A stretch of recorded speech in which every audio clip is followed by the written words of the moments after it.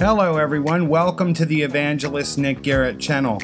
If you haven't seen part 1, The Truth About Christmas, you can watch it here before checking out part 2. Shopping, Santa Claus, family feasts, lights, decorations, the newest gadgets, a perfect holiday for a secular society. The one day of the year churches are packed to the hilt, often not for the gospel, but the pageant. Yet does it even resemble a holiday specifically designed to celebrate the birth of Christ?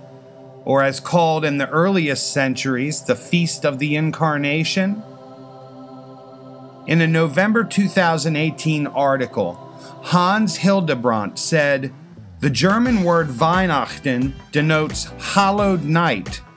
Since the early 20th century, Christmas has also been a secular family holiday, observed by Christians and non-Christians alike, devoid of Christian elements, and marked by an increasingly elaborate exchange of gifts. In this secular Christmas celebration, the mythical figure named Santa Claus plays a pivotal role." End quote. Many conspiracy theories abound surrounding Christ and the holiday as well. Mostly fear-driven, sadness about the loss of such a pivotal, defining worldview being eroded with such breakneck speed. Christianity and Christmas, the reasons for decline are full of misinformation, and it's permeated the debate about whether true Christians have any claim to the holiday anymore, or should bother celebrating its modern secular version. One conspiracy asserts that the Jesus we know from images is not even him, but the likeness of Cesare Borgia, the illegitimate son of the late 15th and early 16th century Pope Alexander VI. That may be true. The Borgias ruled during the peak of the Italian Renaissance, when artists made many characters of antiquity pale-skinned with blue eyes. Yet, what about likenesses of the Savior before the late 1490s and early 1500s, just 500 years ago? What about the 1500 years of likenesses of Jesus that existed before that? Likenesses that best show a scruffy version of the cleaned Renaissance Borgia version with a slightly darker complexion, which we would expect of a person in the Middle East. Is it true many of our homes contain the Renaissance likeness of Borgia and not Jesus? Maybe. That does not mean the real Jesus did not look similar, but more Middle Eastern and less European. This points to the problem of looking at a snapshot accusation of one day, at one time, inside of a 2,000-year period that had events leading up to it and since. For example, this likeness of Christ is from 1400, prior to the Renaissance, and is housed currently at the Metropolitan Museum of Art. This next image is actually Byzantine, from the late 1000s to the early 1100s, and in Byzantine, the tone of people's skin was like that of those in Turkey. So this artist made a likeness of Christ lighter than themselves. 350 years before Borgia. There are literally dozens of examples like these. Pine trees have some confusion surrounding them as well as they relate to Christmas. They are often said to have come from the Roman pagan holiday some have recently started calling Festivus, which was purposely used to undermine the celebration of the birth of Christ, designed to replace their paganism and celebrate the secular commercial aspect of the holiday season. The only problem is the Romans had no such holiday named Festivus. Festivus was the creation of the 1990 sitcom Seinfeld, the episode written by Daniel O'Keefe. The episode aired on December 18, 1997. That's right, Festivus is not real. O'Keefe had invented it in 1966. That said, it has contributed in the popular culture to undermine the celebration of the birth of Christ in our secular society. Christmas, at its earliest iterations, was a response to the Roman pagan winter solstice holiday, Saturnalia, the equivalent of the earlier Greek celebration Chronia, which was celebrated in the midsummer. By the Julian calendar, the Romans came to celebrate it on what they knew as December 17th. It was certainly a real pagan winter solstice holiday to celebrate the god Saturn. Saturnalia was a stark contrast to celebrating the birth of Christ and the holiness surrounding it. Its goal was a loosening of daily morality into debauchery, gluttony, immorality, rampant sexual perversion. Perhaps the modern equivalent to Mardi Gras. Little do modern families know that picking the family Santa around the tree to administer gifts is a direct link to Saturnalia.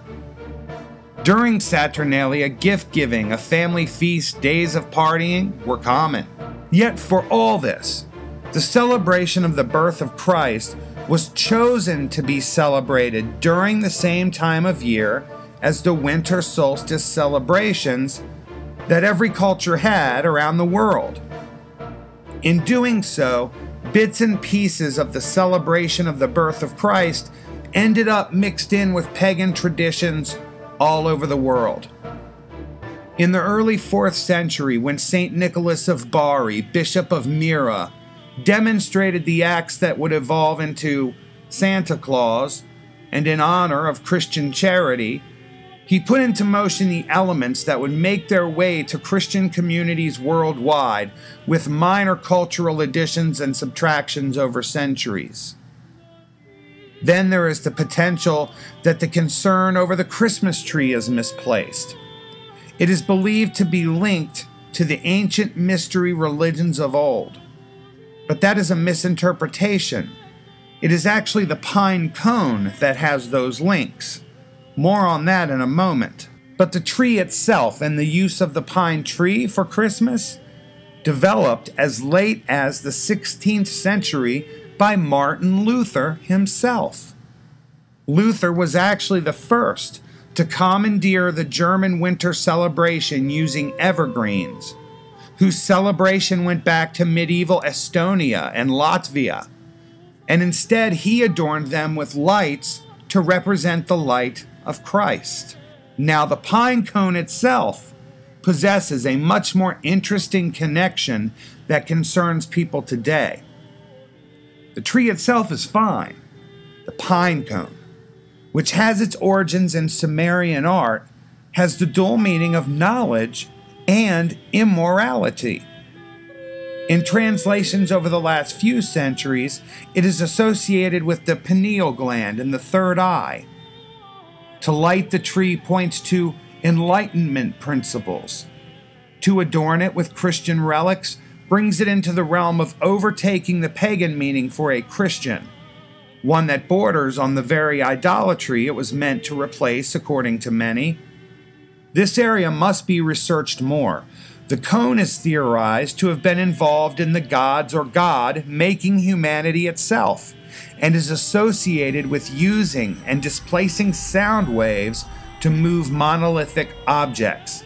This adds a fascinating dynamic that the translations from the 19th century call the pine cone immoral, as if perhaps in intermixing species they did wrong by some standard. Speculation, of course, but worthy of much more research. Jesus was not born on December 25th, unless changes to the calendar over the last 2,000 years at some point has changed, and it has. Any historian worth their salt will tell you dating days, months, and years prior to the 1730s is very difficult. Major calendar changes took place over the centuries. The Ad Domine system, AD, introduced by Dionysius Exiguus in the late 1400s and early 500s AD. He set AD 1 at the year that Christ was born and went forward and backwards, BC, from there. Christ was actually born between the year 1 and 7 BC.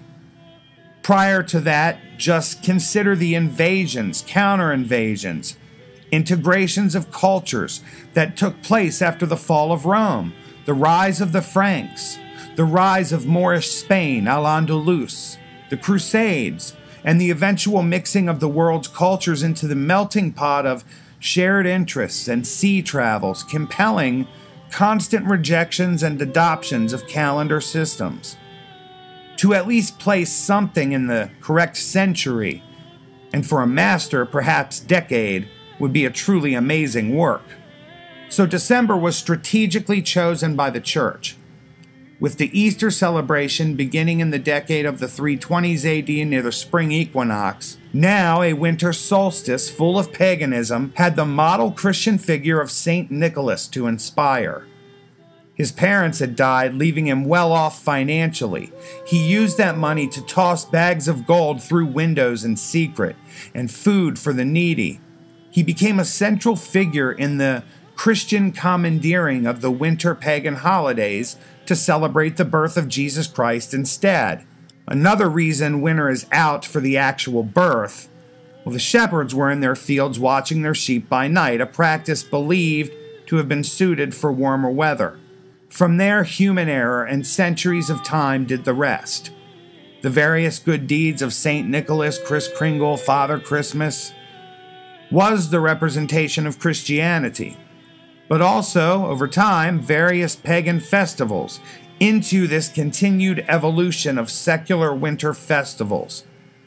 Over time, the gifting of presents and the evolution of the Roman Saturnalia found hand-in-hand celebration each year. Since the 19th and 20th centuries, during the rise of modernism, then postmodernism, and the decline of Christianity, celebrating the birth of Christ became secondary to the secular shopping celebrations and the view of Christmas as a traditional American holiday, in the form it is practiced in America. The secular version of Christmas evolved out of America's national identity, combining Enlightenment principles with tacit denominational Christianity. As Dennis Prager pointed out in a video called Just Say Merry Christmas, published on November 28, 2016, Christmas is largely a national holiday. No offense to Jews or anyone else. But instead of a battle for inclusiveness, bringing other celebrations alongside Christmas, he argues the religious aspect of the celebration of Christ's birth is being completely edged out, as part of the goal to irradiate Christian theism as a national value system in the West. Somehow the battles to undermine Christ's birthday celebration in the name of inclusivity brings up the profile of all other faiths while eradicating Christianity. In the video, Prager notes his own affinity for the holiday and the fact that many of the most famous carols have Jewish authorship, such as Irving Berlin's White Christmas. The goal of secularism since the mid-19th century has been to minimize the celebration of the birth of Christ and emphasize the unique melting pot of old cultural practices from around the world more aligned with Saturnalia, mixed with a gifting season focused on Santa Claus, an amalgam of various European winter solstice holiday characters that when put together make up the modern American Christmas. It should be noted that every culture for the most part has festivals to celebrate the equinoxes and solstices of the 4 seasons. So it can't be true or real, right? The Jesus Christ thing? Is Christ's birth just a made-up version of a winter solstice festival? Well, let's look further. We've already seen that the Church, first under Constantine, then Pope Julius I, made the decision to celebrate Christmas on December 25th to honor the birth of Jesus Christ. The goal was not to integrate. That occurred as a natural evolution of centuries of changes and cultural interactions over dozens of centuries. The clear goal was to offer a Christian celebration as an alternative to the pagan ones, the narrow way, giving up the temptation of material gifts and all that goes with it and focusing on the birth of the Christ child. The idea circulating among many devout Christian circles today that to celebrate modern Christmas is idolatry, having been commandeered by ancient winter festivals from Rome and beyond. As we can see, it's the other way around. To combat pagan holidays, the church chose the season of pagan holidays for Christians to celebrate the birth of Christ in lieu of pagan holidays. So should we celebrate it? Here's where we have to think long and hard.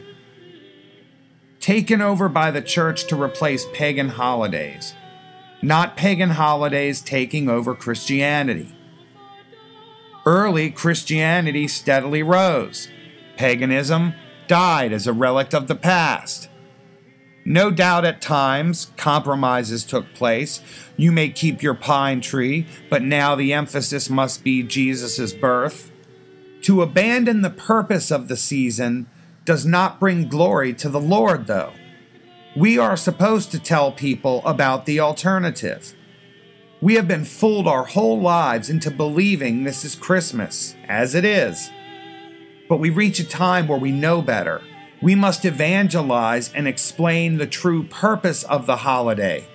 Find creative new ways to be the wise men and share with others what the birth of Jesus Christ means. So how do we celebrate the true Christmas? This becomes the most important question of our lives.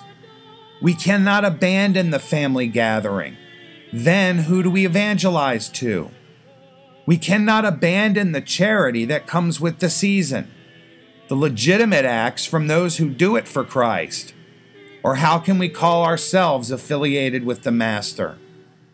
Like our Lord, we must eat with the sinners and tax collectors, ourselves included, so that we have a platform to teach people about the gospel. Thank you so much for listening, and I look forward to talking to you on a third installment of a video about Christmas, where we look at what the early church fathers said about celebrations of the birth of Christ in early centuries.